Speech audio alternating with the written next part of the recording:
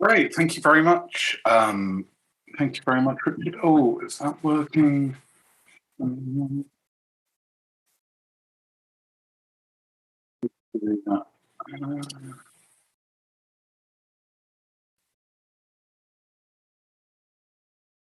right, is that working? Yes, it is. Yeah, We can see. excellent.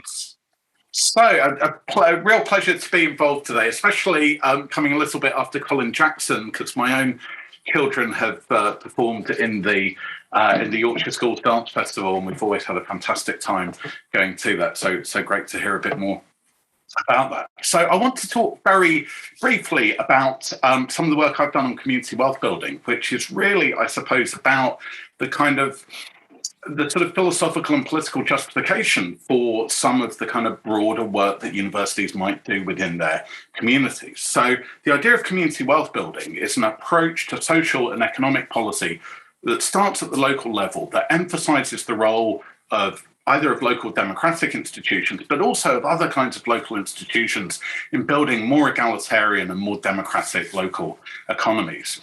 So, an important idea here is the idea of an anchor institution. So this is like a large place based institution that has a long run attachment to a particular area or a particular locality and has a substantial amount of potential power in shaping the character and direction of the local economy. And so universities are the perfect example of potential anchor institutions within this kind of community wealth building approach to thinking about policy. So in the book that I wrote with Joe Guinan, who my co-author works for a think and do tank called the Democracy Collaborative. We look at what we think of as both the opportunities and actually the responsibilities of institutions like universities to take a kind of holistic view about their role in shaping the political and economic culture of their localities, and think about how they act not as it were as just kind of consumers of local goods and services, but as institutions that have this kind of structural power and this structural responsibility. And that idea of wealth creation that's operative in community wealth building should be seen in broad and rather expansive rather than narrow financial terms. So community wealth building can involve a plurality of different strategies, all kind of directed at the same kind of broad goal of leveraging existing institutional power to create more equal and more democratic local economies. And we argue in our book on this subject that those two aims really are sort of interrelated. So more democratic societies are more able to realize political values, such as values of political equality in institutional terms, instead of being hidebound by market-based or transactional approaches to thinking about institutions and policies. And more egalitarian societies will, on the whole, have a more collaborative, open and successful democratic culture, and will then be better at solving collective problems.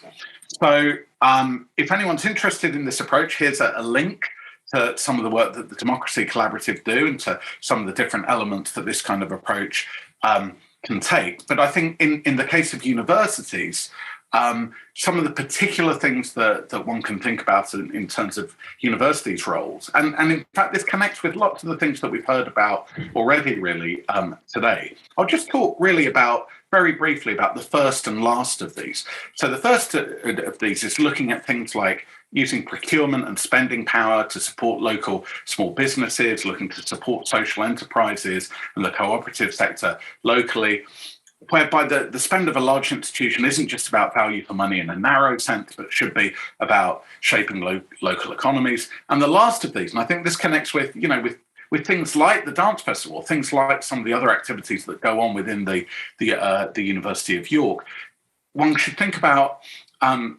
universities as having a kind of role to open up space, to open up venues for physical interaction, for public deliberation, for artistic production, whereby you're looking to enhance the democratic culture of your local city and region, and think about playing that kind of broad role within kind of having a sort of valuable function in contributing to the democratic culture of your area. So that's just some notion of what some of the implications for universities might be of the research we've been doing. And thank you very much.